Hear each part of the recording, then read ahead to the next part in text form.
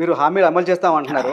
కానీ ఇప్పటిదాకా మహిళలకి 2,500 కానీ, వృద్ధులకి 4,000 రూపాయల పెన్షన్ కానీ, లేదా యువతకి 5,00,000 విద్యా సహాయం కానీ ఒక్కటి కూడా అమలు చేయట్లేదు. ఇవి అడ్డం వచ్చాయి కదా బాస్, ఎలక్షన్లు అడ్డం వచ్చాయి కదా మాకు.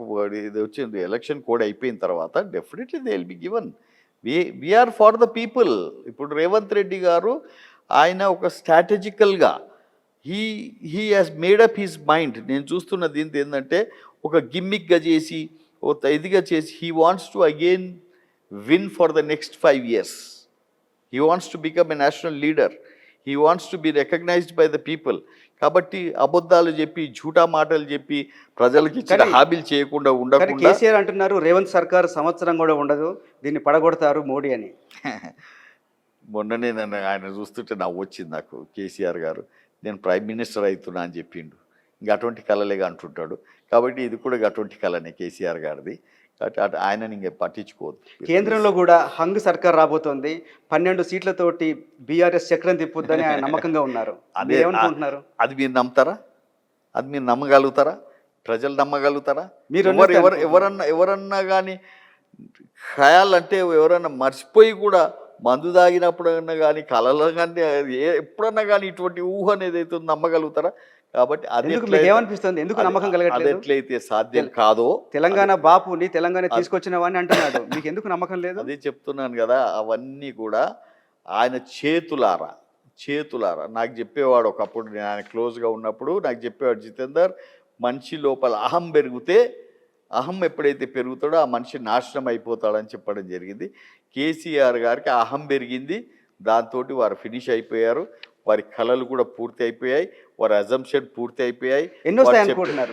బీఆర్ఎస్కి ఎన్ని సీట్లు వస్తాయి అనుకుంటున్నారు? బీఆర్ఎస్కు నా లెక్క పొడితే ఇస్తే 1 ఇస్తా, లేకపోతే 0 ఇస్తా. Medak I give it to him అంటే this is not anybody's reading, but నాకు అనిపిస్తున్నది దాని ప్రకారంగా ఏదైతే ఉన్నదో ఐదర్ 1 or 0. బీజేపీకి నాకు నా అజంప్షన్ ప్రకారంగా 4 కనపడుతున్నాయి. ఆదిలాబాద్, నిజామాబాద్, తర్వాత మన జైరాబాద్, కరీంనగర్, చేవెళ్ళ. నేను చెప్తున్నా కదా, మల్కాజ్గిరి. నా రీడింగ్ ప్రకారంగా ఈ 4 కనపడుతున్నాయి. కాంగ్రెస్ కొన్ని వస్తాయి అనుకుంటున్నారు? 12 వస్తాయి. మహబూబ్ నగర్లో ఎవరు గెలుస్తారు? 100% Vamshi Chander is winning with in 30,000 to 40,000 votes. ఎందుకు అక్కడ మోడీ చరిస్మా పనిచేయదా? బాస్, ఒక ఆమె ఒక చిన్న అన్పడ్ లేడీ ఆమె ఏమన్నది తెలుసా? ఒకటే మాట అన్నది. ఆమెను పోయి అడిగినరు, మీరు ఎవరి కోట వేసిండ్రమ్మా అన్నారు. అంటే ఆమె ఏమన్నది తెలుసా? అరే పిండి ఈడ ఉన్నది, రొట్టె నేను ఈడ తయారు చేసుకుంటా, కంపల్సరీ ఎప్పటికప్పుడు రొట్టె తయారైపోతుంది, నేను తింటా.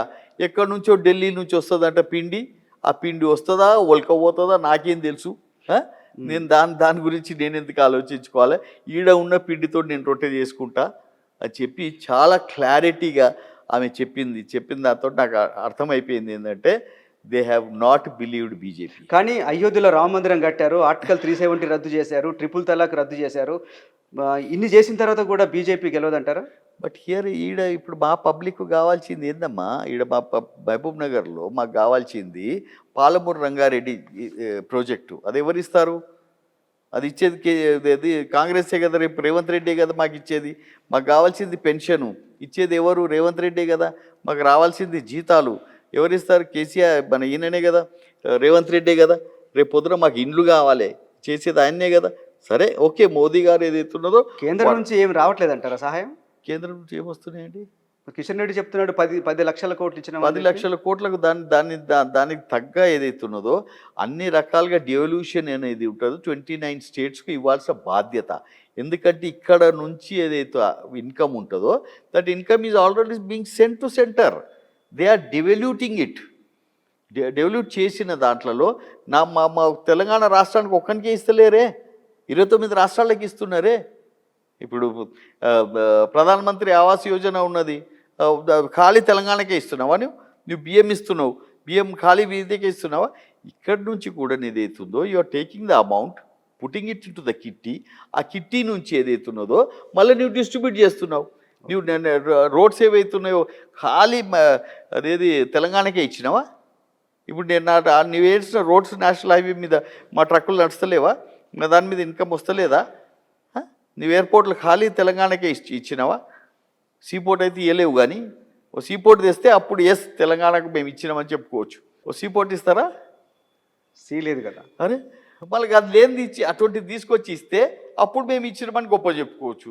నువ్వు రోడ్లు తప్పకుండా ఏదైతుందో ఇవ్వాల్సిందే, నువ్వు ఎయిర్పోర్ట్లు కట్టాల్సిందే, నువ్వు బియ్యం ఇవ్వాల్సిందే, నువ్వు అన్ని రకాలుగా అన్ని రాష్ట్రాలకు ఇచ్చి వేరే రాష్ట్రాలకు ఇచ్చిన మాకెందుకు ఇవ్వలేదు సీపోర్టు? అసలైన తొలి వెలుగు. ఫాలో వాట్సాప్ @తొలి వెలుగు official.